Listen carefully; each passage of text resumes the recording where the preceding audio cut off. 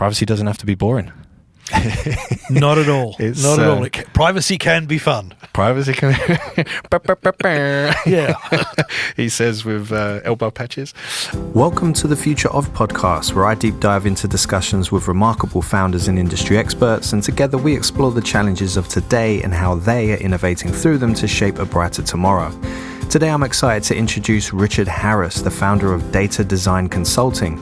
With over 15 years of experience in data privacy and data management, Richard is a seasoned expert dedicated to empowering businesses to not only achieve compliance with privacy regulations, but also to implement best-in-class data management practices that build and maintain customer trust, an essential mission for any successful business, large or small.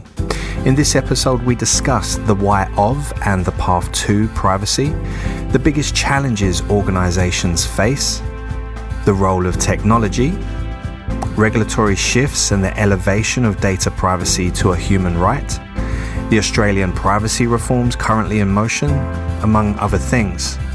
Now, I've had several previous conversations with Richard to learn how his company has helped numerous organizations streamline and operationalize their data management for better efficiency and growth, and I consider him a real straight shooter when it comes to getting things done in this space. So, without further ado, I'm thrilled to present to you Richard Harris, founder, Data Design Consulting. So Richard, welcome.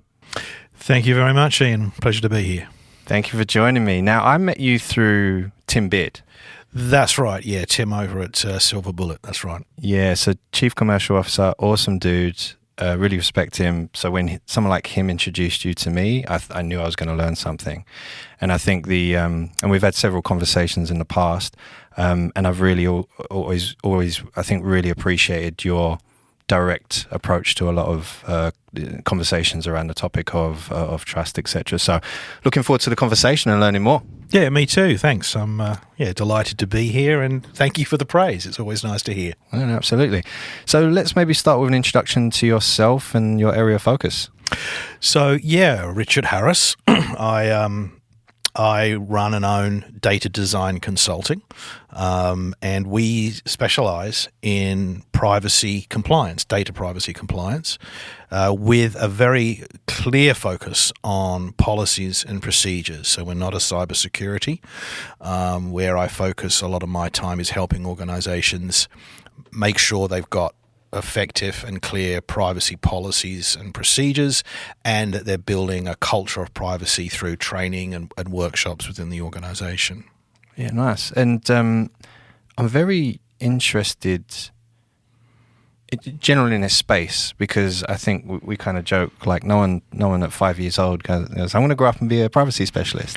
No, that wasn't on the cards for me at all, for sure. Yeah, so I'm very interested in people's path to privacy, and for yourself, I'm interested in the why and how you get there. And when I say why, was it more beliefs you had around the importance of privacy and or the opportunity, and what was that path to expertise?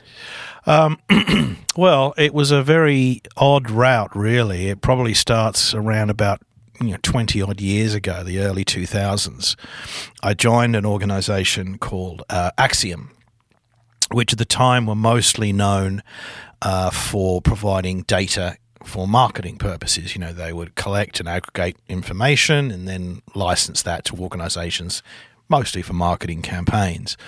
But I was brought in as part of a new initiative because they were interested in building databases, because they had very powerful matching capabilities to build single customer views.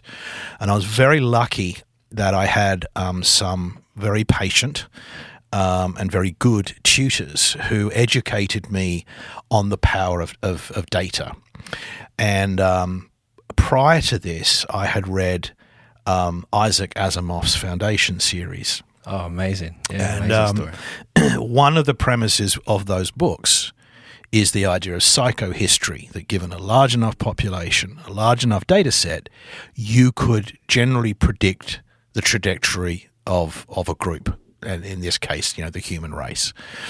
And I put those two things together relatively quickly, the power of data and analytics. But I also very quickly began to appreciate how much that could potentially be open to abuse, because data could reveal insights that weren't necessarily readily available in any other way.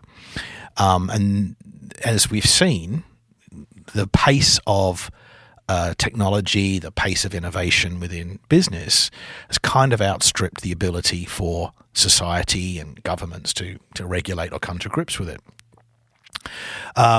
So my foray into privacy started mainly with identifying just how powerful and valuable data could be as an asset for an organization. And because by dint of what we were doing, we were building solutions for organizations using personal information, we always had to be fully compliant with regulation. So that was just part of the day-to-day DNA of how we were working. But over the course of my career, as I moved organizations and started taking on more management and leadership roles, privacy still became a through line. So when I was with Vita, who at the time were the largest credit bureau, obviously they've been bought by Equifax now, the need for adherence to privacy regulations was, even more obvious and needed. And again, I was very lucky to have a very patient tutor, Olga, who was the head of privacy and risk for Vita. She's now the head of privacy, I think, at Macquarie, who educated me on how to do things like privacy impact assessments. And I found I very much enjoyed the lively debate back and forth between me as a commercial person wanting to get access to this powerful information and make it usable and build new business solutions with it, and a compliance and risk person. And the way that we managed to interface with each other and go through that process, I found kind of interesting.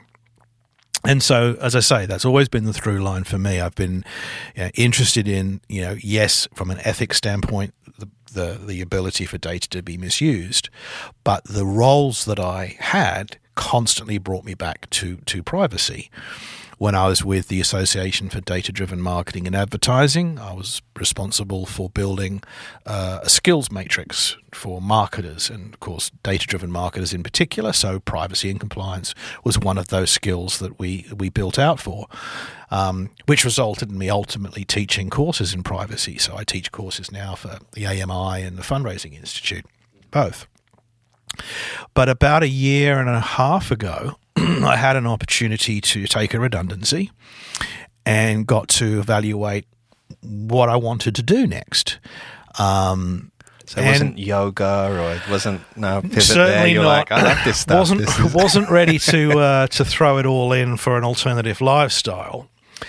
But I'd always kind of noticed that there was this gap in the marketplace, that for a lot of organizations, the level of data maturity was probably still lacking a little bit.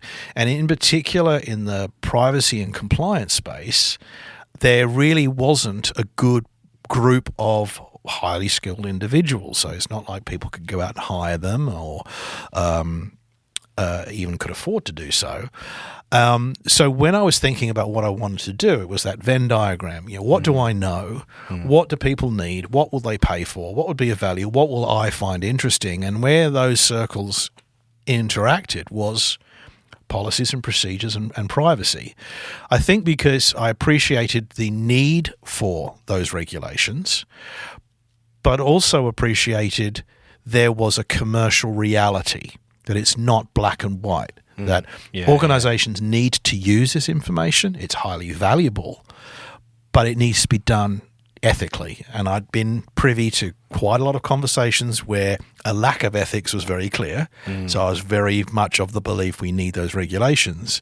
But equally, we need to make sure that we can use that information. So that's kind of where I found I enjoyed that intersection, being able to talk to an organization about their business strategy, their business objectives, understanding the politics and the business casing and so forth, but being able to talk to them in those terms about how then to build and manage a privacy framework that satisfied compliance and regulations while also supporting a business strategy. And it's that intersection that I tend to find I enjoy. Yeah, awesome. So it's great to hear, and I think I hear this in other kind of, dare I say, niche industries or expertise. Mentorship through career is so important. It's not like, I want to get into this, there's a short course or a long degree. It's mentorship really gets you there. I have been incredibly lucky over the course of my career to have some people that have taken the time to answer my stupid questions and explain the why, not just the how. I've stood in front of many a whiteboard with data architects. I've sat and, tried to understand what a data scientist does. And I've had a lot of people be very patient with me, because really for a lot of my early career, I was in sales. I was a commercial guy. But because I was showing an interest and I kind of understood things, it evolved very quickly. And as I say, I've been very, very lucky to have some very good people who have, I wouldn't be where I am today at all without those people taking the time to educate me and teach me, the reality of these things. Yeah, and there's another great point you raise. I think people, where I find are really good at things, they've actually had experience of both different worlds. So your commercial background, you understood the value, and so you don't necessarily approach privacy and this area as a no man. Like, I'm paid to say no. You are, oh, hold on, I understand the need of this, the value of this, the commercial reality of this, but let's do it the right way. It's actually the reverse. I've just recently, actually, it's funny you say that, had been having this conversation that from my point of view, I should never be saying no to whatever someone wants to do. It should be, yes, you can do that if you do these things, if you've got the right consent, if you're managing it in this way, if you've got this in your privacy policy, et cetera, then you should be fine to do what you are trying to do here. It should never be a no, because no one wants to hear that. And half the challenge when it comes to privacy and governance and so forth is you can't have just one person dictatorially saying this is what we do. There has to be a culture of people who can identify and take ownership of their little bit of their domain and participate. And the only way you can do that is to get them to understand why this is important, why this is of value, and to enable them through knowledge and a bit of training to make informed decisions about these things. So yeah, they don't want to hear no. They want to hear, okay, if I'm going to do that, these are the things that I need to make sure I've done to tick the boxes to say, I'm doing this in a compliant way and I'm not misusing this data in any way. Yeah, I love that yes, if. Exactly. There's also another one, the positive no, which is no, but, or no unless, but yes, if. I think it's a nicer framing, let's say. Yeah. Yeah. There was two other things you mentioned, and I don't know if we'll have time to get into it. Foundation, and maybe your take on the Apple TV series. Maybe we'll get to that. I have views, yes. And also ethics. I mean, I don't know, at this point we want to go down a rabbit hole of the flavors of it and stuff, but I think one theme that is definitely resonating with many people is responsible management of data and etc. But again, even responsible, you could debate, well, what does that mean in the context? So but anyway, so we'll maybe park that for another day. But yeah, I wanted to move on. I know you work with organizations large and small, so I was very keen to understand, what would you say the most common and or biggest challenges you see in orgs, and what's your approach to helping them? So there's quite a list. So in no real particular order, because it's difficult to put that in realistic terms. One of the challenges that comes up time and again really is the disconnect between the need to comply with regulations and the appetite for senior managers, leaders, boards to invest in that. It's very much been seen as, I'm going to spend the least amount of my resources to comply with these regulations. I really want to skate by. And I understand the logic of that, because there's a perception of a lack of return on investment. I think that's changing, and but that to me is one of the big challenges, is getting executive level sponsorship involved in making sure that privacy, compliance, governance and so forth is seen as an enabler to business and part of organizations' priorities.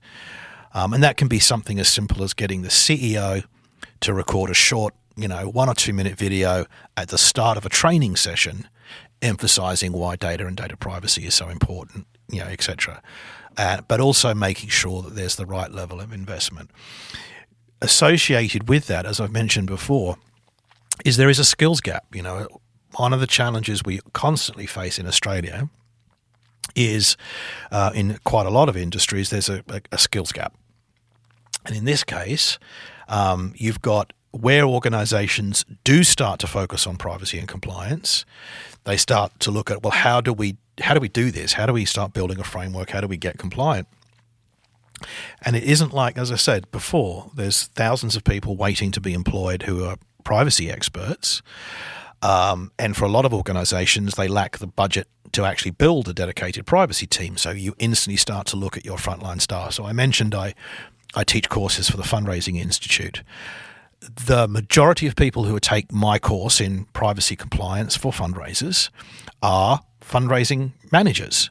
They're not IT people, they're not data, they're not privacy people. These are people who are responsible for managing basically a marketing database. And they're now being asked to step up and take care of data privacy. So what that really speaks to is, for a lot of organizations, the only logical approach is to use existing staff and start training and giving them those skills. That is slow to happen. And that's where I spend a lot of my time, is to come in and do what I do to help get frameworks set up or processes set up. But because I'm not enabled to make business rule decisions, for example, by engaging with the team, I can bring them on that journey and hopefully leave them with a structure and a model that they can take ownership of and start to run with after I go. So that's kind of a recurring theme of just that overarching challenge of how do we build governance and compliance into our organizational strategy and priorities. And culture. Exactly. And then you kind of get down to some of the nitty-gritty. So overwhelmingly, I think the compliance challenges right now seem to fall into the data retention category. Almost all organizations I speak to have some gaps or concerns around what data they should be retaining, what they should be getting rid of. Do they de-identify? Do they delete? And consent. Consent is another area of, what kind of consent do we need? That's why I was a little disappointed there wasn't more clarity in the recent update. But I think that will happen very soon.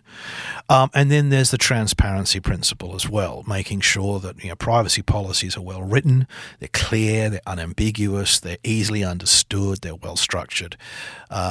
Because again, a lot of privacy policies tend to be a bit boilerplate and almost copied and pasted from the Act, and they're not very useful for the average reader who's not a data professional, not a business person, not a regulator or what have you, or not a lawyer. And so they're kind of the common, gaps. And then, of course, related to the first one, really, it's that scalability, that idea that data privacy has to relate to cybersecurity, which is not necessarily the case. You can protect information through having policies and procedures in place, a well-trained staff. It's much lower cost, it's easier to be done, and it's scalable, because a small organization doesn't have the same resources or capability as, say, a big four bank. And so one of the great things about our regulatory environment is they're principles-based, and they use a term, reasonable efforts. And reasonableness is related to not only the types of data, but also the nature of the organization, the data they collect, the and their ability, what their budgets and resourcing is as well. So, and there's a few things there, actually. So first, in terms of that resourcing, that skill, we see this a lot in marketers and digital teams trying to deliver a lot of personalized and personally valuable experiences, that whole COE or center of excellence approach, where initially, and again, there's a bit of research around this I'll link to perhaps, but initially organizations do have to increase, the skill base, the headcount. That may be actual team or virtual team, so bringing in partners like yourself, and then over time build the skills internally, and that might be career progression for some individuals or opportunity for others.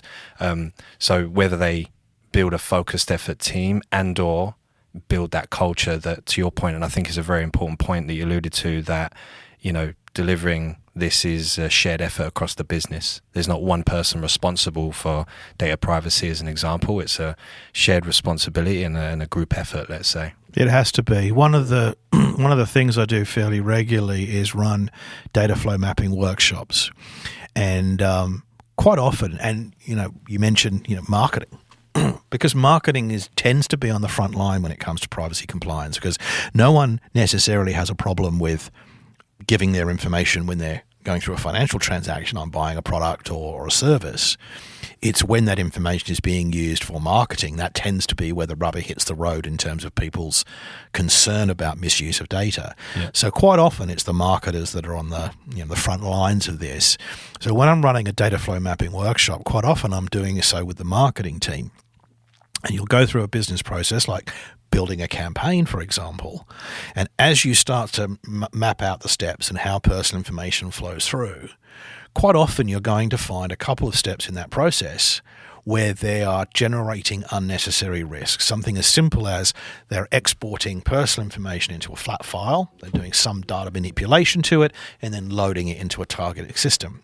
But what happens to that flat file? If it's stored on a local drive or a shared drive, you've now got personal information, potentially in an unsecured part of your network, and it's not necessary anymore. So you have directly breached the regulations. Now, you might be doing that in in breach of your own privacy policy that says we don't keep data that is no longer necessary, as well as the Australian privacy principles themselves. So it's that grassroots level of enabling a marketing team to identify within their own processes, are they taking unnecessary risks? Are there potentially things they could change in that process, i.e., let's just purge that drive at the end of each day, for example. And it doesn't require a massive change of technology. It doesn't even require a massive change in the process. It does, though, enable you to eliminate a lot of risk and make sure you're increasingly compliant. So that's a good example where there's the frontline staff. And so that requires a little bit of education. When I usually start these things, it's fair to say that people are being dragged in, sometimes kicking and screaming into a privacy and compliance session. But you try and make it interesting, you get them involved and you get participation, and pretty quickly by the end of the session, they're all sitting back going, oh my God, yes, I can see that there's some concerns here, and now I can own and take responsibility, and I can contribute and I understand it. So I don't talk about the laws. I talk about the general principles of data privacy, transparency, consent, data minimization, purpose limitation, security, because these are the things that all laws are trying to enshrine. So once they've got that basic idea of this is what ethical or compliant use of data is about, privacy compliance is about, applying that to their day-to-day activities becomes a lot easier. And then as a group, they can start to make bottom-up recommendations for changes to policy. Yeah, and that's a great point to pivot to another question, I suppose. But how much do you get involved with helping, the grassroots efforts, bottom up, individuals, teams start to speak the language of the C-suite, the board, to get that top-down buy-in? It's probably most of what I do. Yeah, wow. Okay. Because at the top level, what they're looking for is assurance that, yes, we are compliant and we've done these things to make sure we are.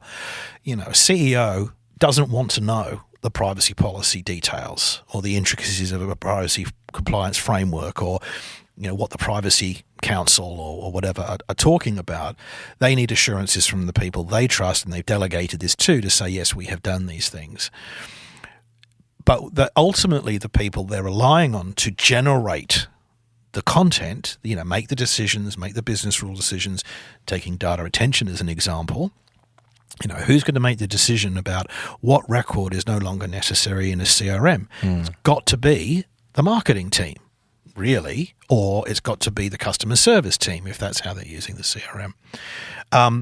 So how do you then construct a way that those teams can make the decision, document those decisions, and have that funnel up into a broader, policy and process framework that can then be signed off by someone senior enough that the board can go, okay, I'm happy that we're discharging our responsibilities there. And that's kind of where it all issues. That once you start to explain it and enable people to participate in that and do it in a way that doesn't dominate their day job, so to speak, things get a lot easier very quickly. Yeah, at one point, and a lot of that covered the risk mitigation for organizations. And I think we alluded to this earlier, and what we're observing a lot more is now the driver for privacy-centric approach to data management is actually becoming, they're finding, and more research supporting this, helps build, maintain customer trust, and in turn, loyalty, and in turn, business benefits. So how much are you seeing a shift on, historically it was all about risk mitigation versus now it's both that and building business value? Do you help construct that side of the argument? I think it's fair to say I try to. I do see that for a lot of organizations and from a best practice standpoint, that is definitely the trend. But where you're seeing that, like we do almost all things, particularly in this market, is you start to look at the big four banks first, because they tend not to invest in things that don't come with an ROI, and they now are starting to promote the idea of data transparency and trust and responsible use of data and so forth. They're proving the argument, and so other organizations will follow that trend. So I think it's fair to say there is more acceptance that there are business benefits to having strong governance and privacy compliance, primarily as an enabler. If you have a data set, you want to use it as an asset, you want to, get as much value out of that asset as possible. So if you already know that you've got the right levels of consent and the right levels of protection and you're structured well, then people should be able to access and use that data with, for all intents, impunity. And also from a brand perspective, being able to say, yes, we are responsible, we can be trusted with your information, and these are the lengths we go to. And certainly as individuals get more educated about privacy and how important their data is, that will take much more of a front position in their consideration set. However, having said that, still the big challenge is getting the right level of executive sponsorship to allow you to invest in the time and the money to do, to focus on data privacy. There is still that little bit of resistance there, and partly I think it's because of an education barrier. Business leaders want to make informed decisions, so if they're not, comfortable in the data world or the compliance world, then that can be a challenge. And there's just that human reaction to, I don't understand that. I find that too challenging. I'm going to push that aside and not think about that right now. So I think partly as business leaders do get a little bit more educated, a bit more familiar with, compliance and its benefits and how it should form part of a business strategy, that will ultimately change. So, I think the change is slow. I think we're still in the world of we have to kind of force people's hand with the stick, which is partly what I think we've seen in the recent update to the Privacy Act. There's a big stick in that is trying to force the hand of business leaders to take action now. Yeah, great. And you're right. I think we're seeing more research, but again, it's early days in terms of ROI on, I think a recent one that dropped was a OneTrust study. They saw a 3% global increase in revenue because they deployed a certain strategy around consent management, multi-dimensional consent strategy. It makes perfect sense, because I think people now, if they know that they've got control, I've consented, and I know part of that consent is I can withdraw that consent at any time, and you will abide by that. That degree of trust promotes repeat purchases. Yeah. I mean, I live in a world now where my son, who's 16, wants to buy all manner of shit from cheap websites around the globe, and I have to remind him that there's no trust there. This is just a website. You're going to put in your personal information, then you're going to try and put in some payment information, and where is it going?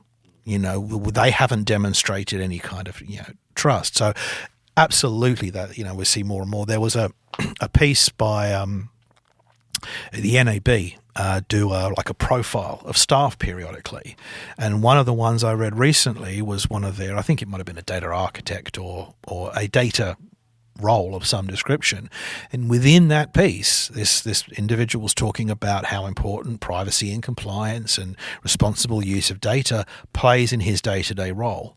Now again, they have edited that. There's a reason why they're talking about that as part of this person's day-to-day profile and what he thinks about. And as I said before, NAB are not likely to invest or prioritize those things unless they saw a reason to do so from an ROI. Yeah. So, yeah, I agree. Yeah, awesome.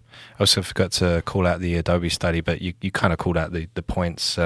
People spend where their trust is, and they spend more where their trust is. So, yeah, absolutely. So again, you focus a lot on essentially people and process side of things. Yeah. What's your view on technology and the role it plays here? So there's two sides to the technology argument. There's obviously the cybersecurity side, and that's vital. I mean, a privacy framework has to include technology, particularly making sure you've got robust cybersecurity in place. That being said, look at the studies. So the World Economic Forum put human error as the cause for a data breach in 95% of the cases. 95, wow. 95. Wow. Stanford University put it at 88%. Pretty much any study you do, the vast majority of data breaches can be linked back to human error. When we say human error, do you want to split that out and explain to the audience? Sure. So what sort of let's categories? use a pretty well-known example here in Australia, Medibank. So we all know Medibank, very significant data breach. And there were two things within that breach that call out a challenge around human error / policy and process. One was that a large amount of the data was ex-customers. Going back to the privacy principles, one of those principles is you don't keep data when it's no longer necessary. So an argument can be made, a lot of that data should not have been breached because it was no longer necessary and should have been deleted or at least de-identified. The other side, the nature of the breach, how the hack was possible, was someone was synchronizing their credentials with a home PC and malware got into their PC. So was there the right policy and processes in place to say what you should be doing when it comes to your storage of credentials on your network? So that's a pretty good example where I would say human error is responsible because, we're sophisticated apes. We tend to do things the easiest way possible. We all think we know best. So having policies and procedures in place removes that human element up to a point that says, okay, this is what you are expected to do as an employee of this organization to protect data. This is what we do. This is how we do it. And you can look at that time and time again where either there wasn't a policy in place or it wasn't being followed. Very rarely is it a direct someone, in a dark hoodie in a basement somewhere has maliciously hacked in through a firewall. It's they've been able to breach in some way. And we're now living in a world where it's not just a data breach, it's being in breach of regulations that can cause you problems as well. So, yeah, I think technology absolutely plays a role. Yeah. Well, and just quickly on that point and taking a step back, I think going in terms of that, expanding that human error point, I know phishing, social engineering is a broader topic. That's a substantial amount of that of those stats. And even like, again, social engineering different ways. You've got click the link on the email when I shouldn't have, left my unsecured device in a taxi, all those sorts of things. And I heard one recently, a CEO was describing who runs cybersecurity, and one of the methods of penetration testing into organizations I found hilarious, because someone talks about penetration testing, like, oh, again, you get your IT gurus that come in and try and hack the system. He was like, no, we just go into the car parks of the businesses, drop a bunch of USD sticks, label them like home photos or something. So like employees are like, I'll have a look, boom, cracked. So it could be something as simple as putting the wrong USB, or something that looks like a USB but it's actually a malicious thingy. But then the flip side of that's like malicious intent. The other side of it is just inadvertently, accidentally, oh crap, I forgot after a marketing event I've got a spreadsheet on a device and I shared the device, or something silly like that. So a broad spectrum of, quote, human error to consider. And to sort of jump onto that, the DP world, remember the Newcastle ports issue, I think it was early this year or last year. Now, according to the unions, that was a vulnerability in a Citrix platform that was well known. There had been a patch available for some years and the patch wasn't applied. So again, was there a policy or process in place to make sure these patches were applied? And if there wasn't, human error can be linked to, and then, someone came in through a known vulnerability and caused massive upset. So that's what I mean when it comes to that human error is, that's where most of the risk can be identified, but it's also where it's the easiest to kind of mitigate that risk. It doesn't cost a lot to look at a business process workflow, identify where you've got potential risks, and fix those by a change in policy or process. Is that, and in your experience, is there a big change in small businesses versus larger enterprise you work with? Because I think some larger enterprise, they kind of take for granted how much effort the security team lean in to do this and education. But in your experience, does much change? Or? Yeah, at the smaller end of the marketplace, obviously there's a lot of organisations now that are quite worried about the removal of the small business exemption. But even in that mid-tier range, there's a lot more concern now, because most of our businesses are in that medium category in Australia, and we all store and use personal information. It can be very detrimental if there's a breach and problems around what can be done. So the idea of how are we protecting and managing personal information is starting to become a lot more prevalent, and looking at policies and processes is by and large the easiest way to address them. I do a reasonable amount of work in the not-for-profit space, and one of the concerns that has come up a few times is this idea that, for example, I managed to breach and get hold of personal information for a charity, a fundraising organisation. So now I have a list of individuals, I've probably got their phone number, that have recently donated to a cause. So there's nothing to stop me then calling them up and saying, we've got a special appeal for this cause, we're just looking for $10, and getting someone's credit card details over the phone. Now, you can imagine a fairly small, $10, $15 million a year fundraising organisation that's doing very good work for the people that they're raising money for. All of a sudden, they're now effectively, going to be stymied from doing anything. They've lost all trust and credibility because a whole bunch of their donors now have had their credit card information stolen through a relatively straightforward and simple process, and could happen in a matter of days. Yeah, I know another method is, off the top of my head, I forget the term, but misdirection. So like, hey, thank you for contributing. We're just updating our bank details. Please update your... Exactly. So then they're paying a different account. It doesn't have to be overly sophisticated, and there are some very sophisticated scams out there. But that's why this data is so valuable. It's that ability to misuse it to either secure financial information or or for other malicious intent. But data is, particularly that PII, people's names, address, phone number, emails, this is still very valuable for people to misuse and to take advantage of. I mean, the stats are there, billions a year, and this is what's reported that people say they've lost money or they've been exposed. But we know that the reported amount is only a fraction of the potential problem, because a lot of people are too embarrassed to report they've been scammed. And on that point, I'm keen to get. I'm personally very excited about privacy enhancing technologies. The idea that technology can still unlock the value of the data while keeping things either encrypted, secure, so you don't even expose, share, move, whatever the case may be, depending on the technical detail. Yeah, that's the other side to technology, right? Is that technology can be an enabler. There's lots of platforms now that can be used to manage your privacy policies and automate, when you're going to delete data, preventing access, and using user profiles to say you don't need to see personal information. So technology can be a fantastic enabler to make sure that, if I've got access to that information, then I can do it so with confidence because I know that I've got technology preventing me from using or accessing any data I shouldn't.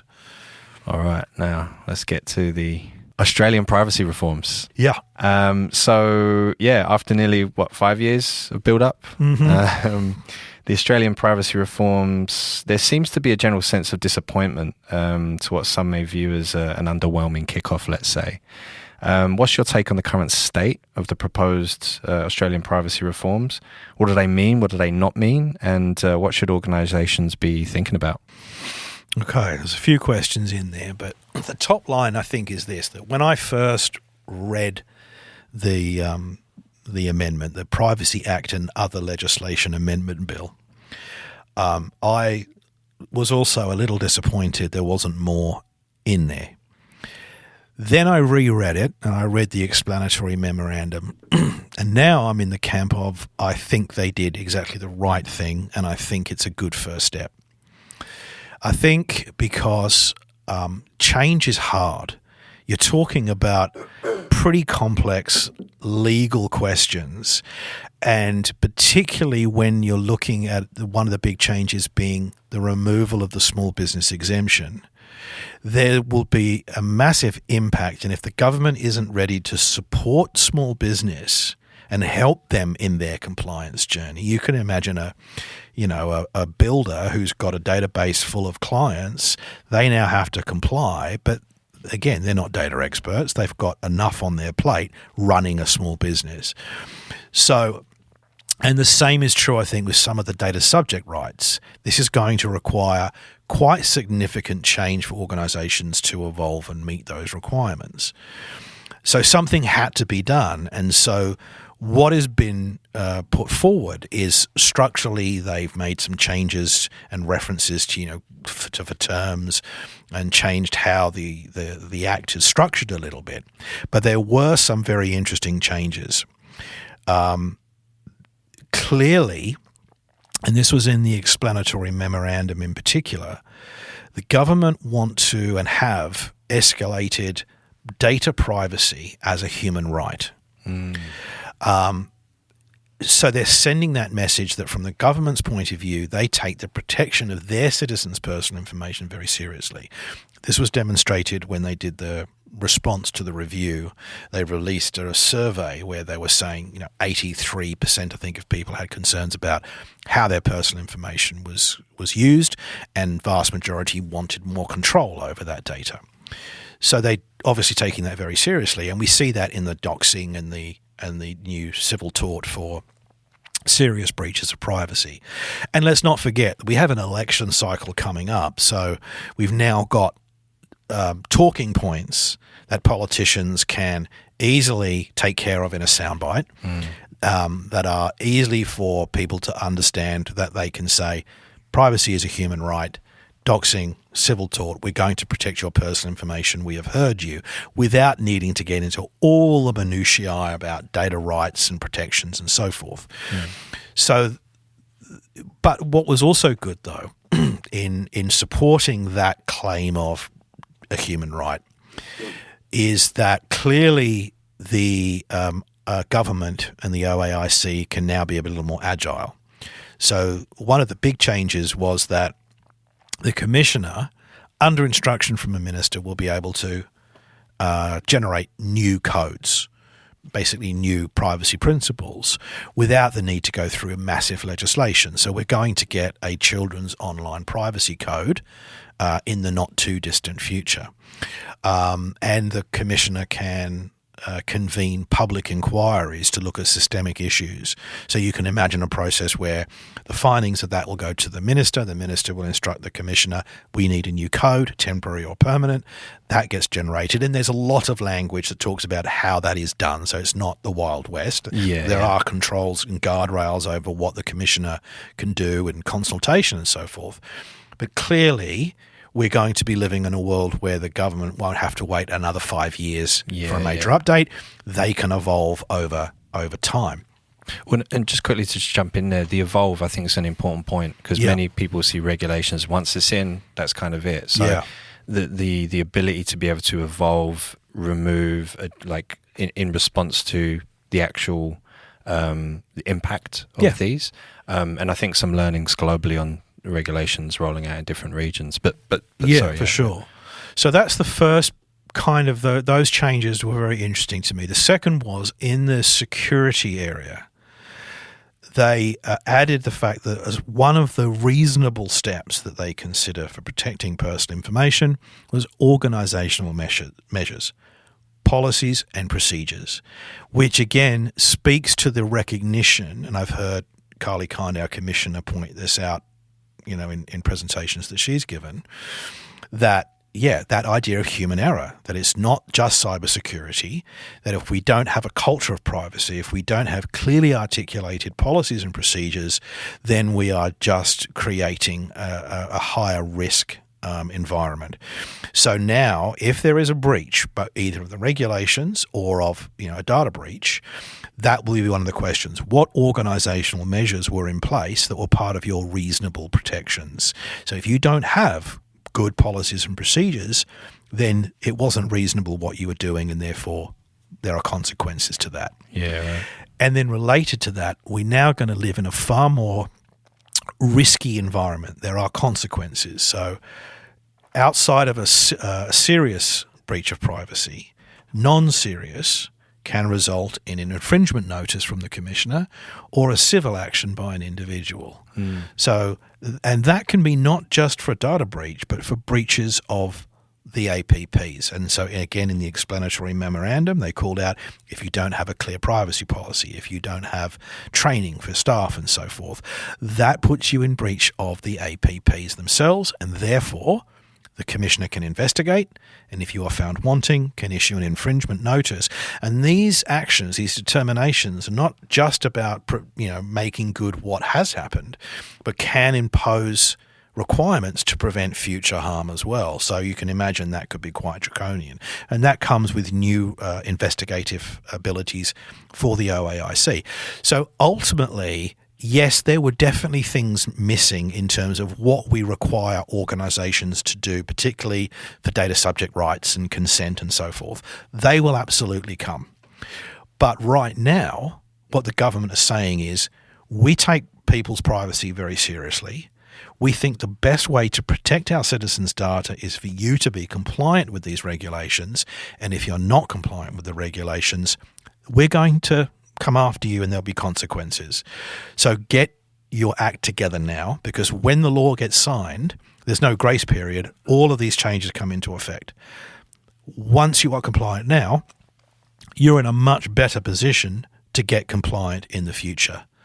And these principles that we adhere to today still have utility. They apply to AI as much as they did to email, because they're principles based. Yeah. So I think, yes, there's definitely some more detail to come, particularly around online advertising versus direct marketing. Yeah, definitely individual rights and, being able to remove consent and opt out of various processes. And definition of consent. And exactly. And be deleted or de-identified within the database upon request. But again, they're processes that need to be developed and adhered to.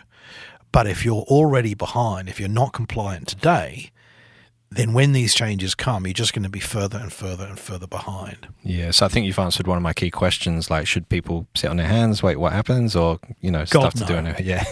No, not the at look all. on your face is it always like, oh my gosh, no. There's so much we can get done now. Yeah. It's been a frustration over the last few months, like the last 6 to 7 months in particular, where organisations have said, yeah, privacy is important, we're going to wait and see what happens with the update. Oh my gosh, and now the update comes out and it says, yeah, you can't wait anymore. And that's been said by the commissioner several times. So I think they've come with a big stick and said, take this seriously. We do, and it's our citizens' data. This is what the people want. So this is what we want. Now, there still has to be the carrot, and I think that's where we've just, we talked about before, that once you've got these things in place, there are definitely business benefits that you can trade off and should trade off in terms of highlighting it, because it's only going to get more profile in the public eye. It's going to become a topic that people have cared about and show they care about. And so as organisations start to demonstrate that there is a ROI on this, as we've already seen, there are studies already in the marketplace, then at least we'll have that, we'll be able to take the sting out of that by saying, getting this right. It's good for business. Is good for business, yeah. And you mentioned something which I think is really important just to double click on. You said the word harm. And I think without going into the theory of privacy, there's the Carlos harm. So the subjective and the objective harm. Objective, measurable. I've lost money because of this, fell for a scam, blah, blah, blah. But then there's the subjective as well.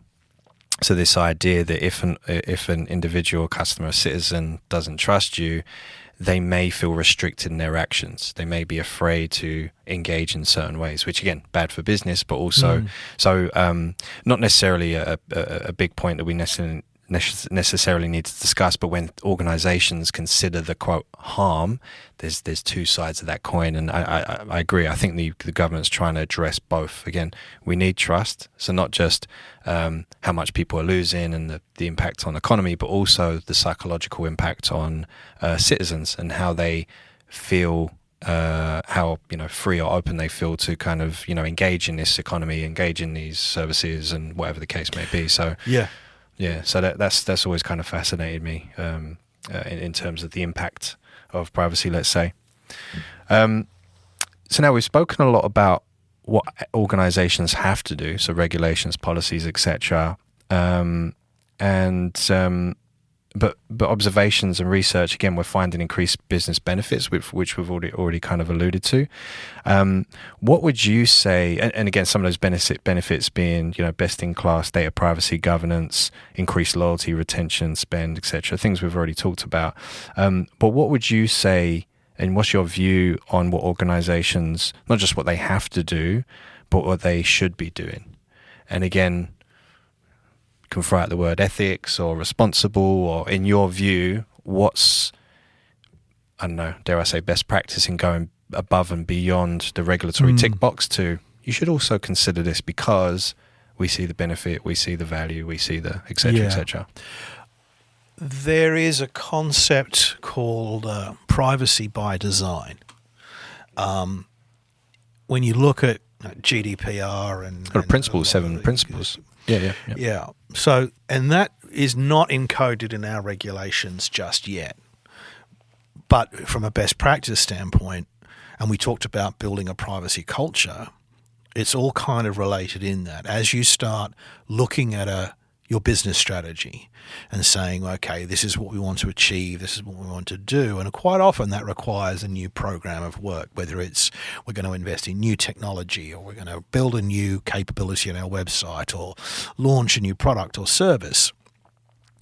That including privacy in that planning really starts to demonstrate to your staff as a whole, from a cultural aspect, the importance of personal information and how it plays a role. So doing things like privacy impact assessments, where you look at the program of work that's using personal information, doing a risk assessment, not just in terms of privacy risk, but risk to the organization or risk to an individual, and then coming up with strategies or actions that can minimize that risk, or you might choose to accept the risk. But doing that process in a structured way is a very clear demonstration of the importance that you play. Because staff in particular, they're not stupid. You can look at your mission statement and your vision statement on the website and a lot of the time go, what a load of rubbish that is, because they see how things are done. They see how decisions are made and where, organizationally the priorities are. And that can affect culture in a massive way. So if you're genuine about it, demonstrating that and leading by example, at the management level, I think ultimately is a great thing to do, because then you get rid of the cynicism. If you're walking the walk and say data is our most valuable asset, particularly all this great personal information, we're going to protect it. If your most valuable asset is a warehouse full of gold, you don't just put, one guy with a taser in front of it. You put barbed wire fences and video cameras and laser scopes and all kinds of things around it to protect it, right? So I think those are the things that I see a lot of organizations adopting today in preparation for that. This idea of saying we need to start thinking about what possible impact, what possible harm could this do in the future, and how do we start to prevent that in a meaningful way. That to me is probably, from a best practice, the best thing to do. And doing that process contributes to a lot of other things, because you can instantly say, okay, we've identified this risk. Now let's go and update our data retention policy or our whatever, because this is a risk that's going to come up time and time and time again. Yeah, and policy is interesting. We've done some analysis on this. The privacy notices and policies, and I think you alluded to earlier, just the readability of that is kind of shocking globally. Like when you run the analysis, like how difficult the readability of things are and how long it takes. Yeah. There was some very interesting research there. It was like something like individuals have to spend, and it was some ungodly amount of time to read all of the privacy policies. It was over a year, based on an average number of. Again, I forget the exact stats, but if you take the average number of services and products people use in their day-to-day, to read every one of those policies would be, over a year. So, or something like that. But structure to me is one of those things that in privacy policies that can help. I mean, there's the problem of using overly technical or legalese in your privacy policies. The worst ones I've seen are where people copy and paste from the Privacy Act and just change the pronoun from you to we. Yeah, right. And they think that's job done. Right? And again, that's regulatory tick box as opposed to regulatory tick box. Okay, so this is another area you're encouraging people. Actually, hold on, you need to go above and beyond. You need to have it readable. You need to have it structured in the right way. So again, our Commissioner, Carly Kine, when she's been speaking, and the Information Commissioner as well, when there is an issue that comes up, the test that's going to be used is what you're doing both fair and reasonable. Now, reasonable. That's going to be tested in the courts for sure, but the two things that will be used to measure whether something is fair and reasonable will be transparency. Have you clearly told people what you're doing? And consent. Have they agreed with what you're doing? So one of the common issues I see is the use of data. When we collect your personal information, these are the things we do with it. And then they list 20 to 30 different things they might do with it. Now, the average individual who just wants to know, if I'm giving you my information because I've purchased a product, what then are you going to do and use it for? They're not going to necessarily look at a list of 20. They're going to want to know specifically, when I give you my information for a purchase, these are the few things we're going to do with it. They don't care what you're going to do with it if it's someone applying for a job or someone who's just signed up for a newsletter. Yeah. So having a structured approach that allows people, they don't have to then read and try and understand your entire policy. If they just want to know how you're protecting my information or how long do you retain my information, they should be able to go straight to that section, read it in plain language and go, okay, I can now make an informed decision because I understand what you've just told me. I'm happy to proceed and transact with you. Yeah, and there's two things. One thing I'd actually make the point on, and we've done some thought about this quite a bit, that transparency and the consent piece.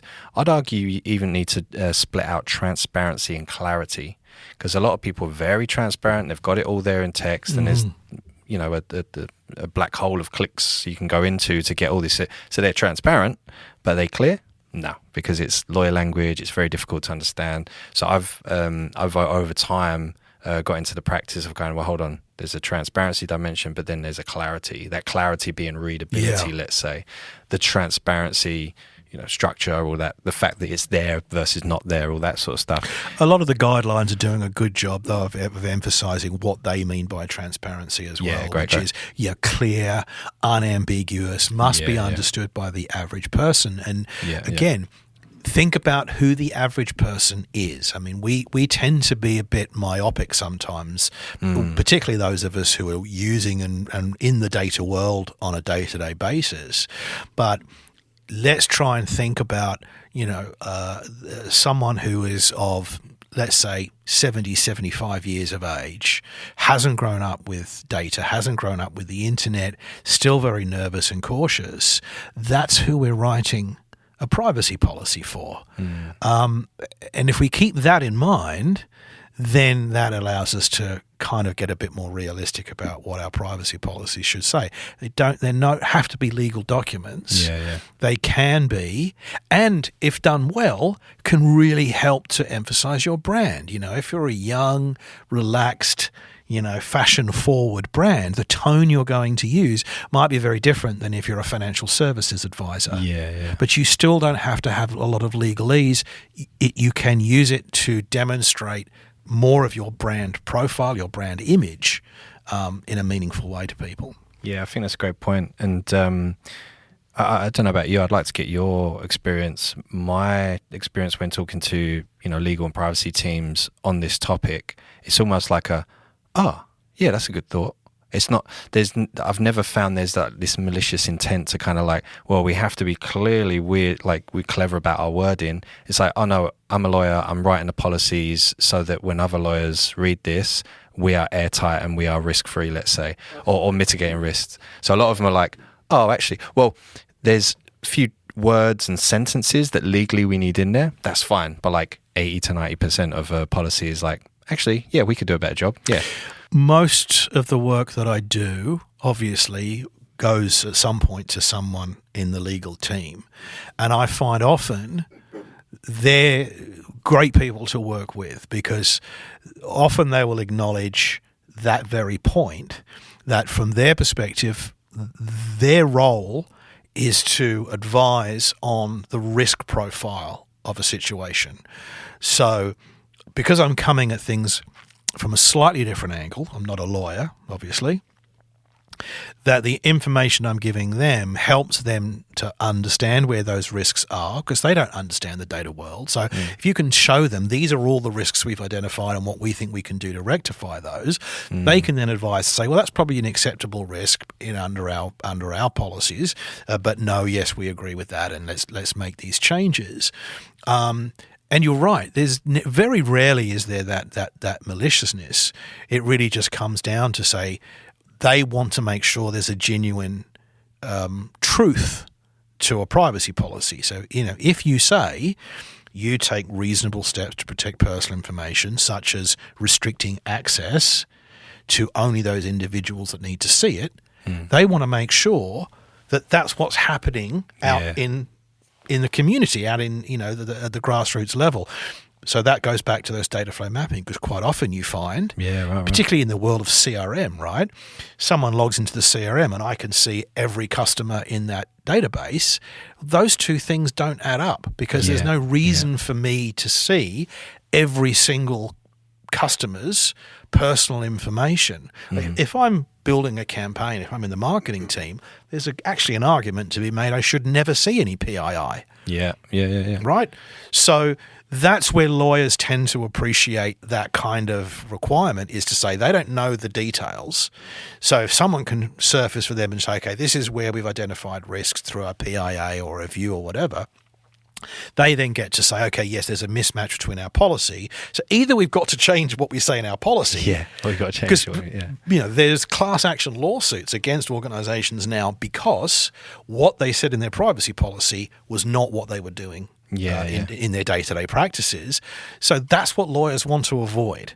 They either fix the process so they are compliant with their privacy policy and regulation, or they change their policy to say, okay, yes, actually we don't use multi-factor authentication across the board, so we can't say we do. Right? Yeah, gotcha.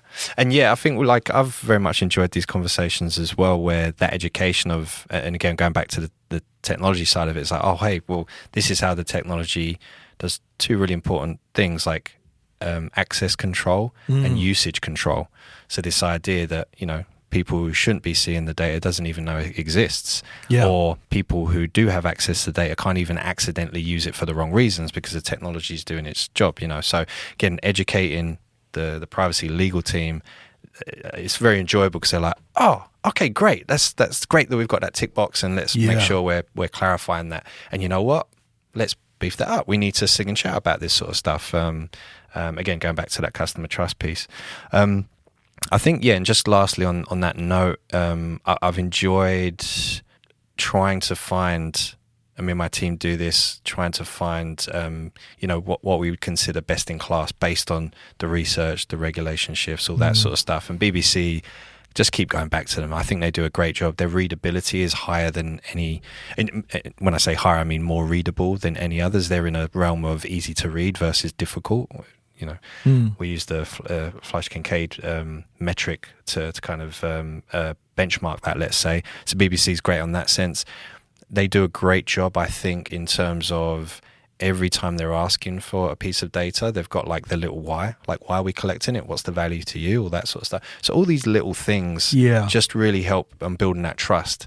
And even when you do sign up, as a customer letter, you get that email, that obvious email of like, oh, hey, thanks for joining, but this is where you go to manage your data. This is, you have absolute, so all those little things, making clear, so little signals that just promote the trust and align with the brand. I completely agree, because there's a lot of concern about, is consent going to be a handbrake? Is it going to be a friction point? But it doesn't have to be, because again, you don't need a war and peace privacy policy. You can have a short collection notice that says, we're collecting your information at this point for this purpose. This is what we can do with it. Here's where you go for more information. And even your privacy policy doesn't have to be deep into the weeds. You can explain something at a reasonable level, but still say, if you have any questions, here's an email you can use. Here's a form you can fill out, or you can call this number and you can speak to one of our our data privacy officer and enable them to say, okay, this is what we do, and you can ask questions. It's that ease of allaying someone's fear. If it's enough for me to see a simple plain language, okay, this is what we're going to do with your information right now, here's where you go for more information, I might be fine with that. If I'm overly cautious, and maybe, yes, I want that ability to call up. Someone answers with a friendly voice and says, how can I help you? And they're open about, this is what we do. This is how we protect it. And if you've got any concerns, we can remove you from our database anytime. Yeah, it's like, I don't know, here's our privacy. Like, no, people know. So again, going to that culture piece. Exactly. And again, going back to what you mentioned earlier, the 7 privacy by design principles, one of which full functionality, positive sum, not zero sum, meaning it shouldn't be a war between, privacy and capability. It should be, if designed right, they should complement and reinforce each other. So again, those principles being quite important. Awesome. The time has flown by. So I've got one last question. Sure. The future. What does the future hold, and what are you most excited about?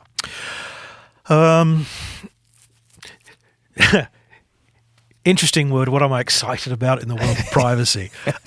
For me, I think where the future of privacy it starts to get very interesting is going to be in the world of the new data, like the biometrics and so forth. Because there's an awful lot of biometric data being collected. There's an awful lot of examples now where things like location information can be extraordinarily powerful.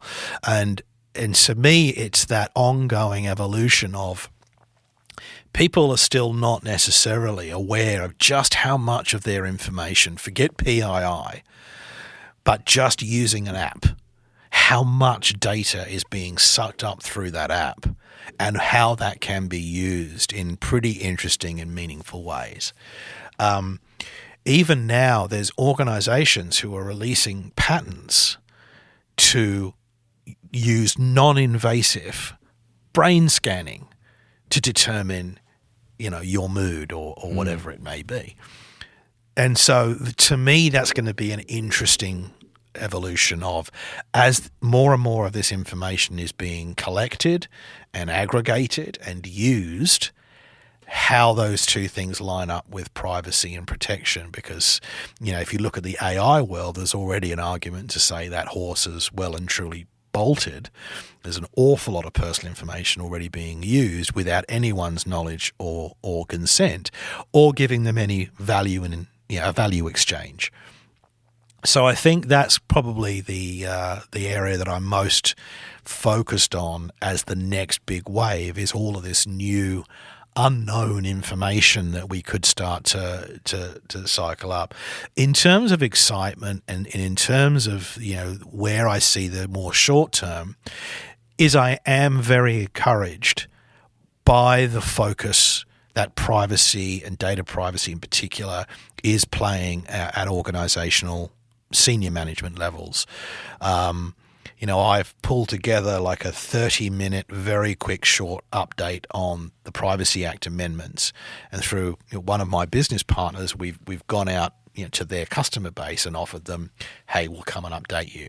And 30 meetings have gone into my diary over the next few weeks, because that's the interest that people have in this. So I'm very encouraged by that, people are starting to take this a lot more seriously. There's a genuine desire to do the right thing. And ultimately, I think that's going to be for the good, because, again, it's back to that trust. You want the general public to feel confident that when they give their personal information, A, it's well protected and it's not going to be misused, and B, they're getting a value exchange, that by giving their personal information, they're going to get something back. They're going to get a better service, they're going to get better offers, they're going to get personalization, etc. And in the short term, that's what I think is I'm most looking forward to seeing evolve. Awesome. Well, thanks very much. I think there was so much in this conversation, and if we had to boil it down, I think there's 3 key takeaways. In terms of when to start for organizations, start now, don't wait. I think we made the point. There's plenty for organizations to think about and execute, to address both regulatory demand for business protection and customer trust for business growth. So I think that's a key thing that we've discussed and I got from this conversation and observed elsewhere. Number 2, your path to privacy can be bottom up. So you can get a lot done just via your sphere of influence, let's say. However, it is important to get the exec and board engagement, and you can do this by really enabling them, speaking their language, get them more informed, as we kind of talked to, which may include building appropriate business cases, again, to capture both the compliance need, but also the business opportunity that comes with that. And I think last, number 3, privacy doesn't have to be boring. Not at all. Not at all. Privacy can be fun. Privacy can yeah. He says with elbow patches. Look, people do tend to enjoy the process. That's been my experience. It seems to be yours, and everyone in this space who I speak to, it seems to be the deeper they get, the more it's they just, kind of enjoy breaking down the barriers. Once people start to learn a little bit, they feel more enabled to join the conversation. Very quickly, they want to join the conversation. Yeah, and people feel good when they're able to do good things. So if you put your customer hat on, let's say, and we all experience this, we're all concerned about where our data is going more and more so. And we see this in people's journeys to privacy, and something for organizations to consider when thinking about employee retention and career progression. I think there was a lot there. So thank you so much for the conversation. Great pleasure. Thank you, mate. For those interested, and I'm sure many of you are, you can find Richard Harris on LinkedIn. And I love your URLs, LinkedIn/IN/Richard Harris Data. Thank you. That was a touch. I'll put a link, and otherwise datadesignconsulting.com.au. So with that, thank you so much. Thank you. Appreciate it.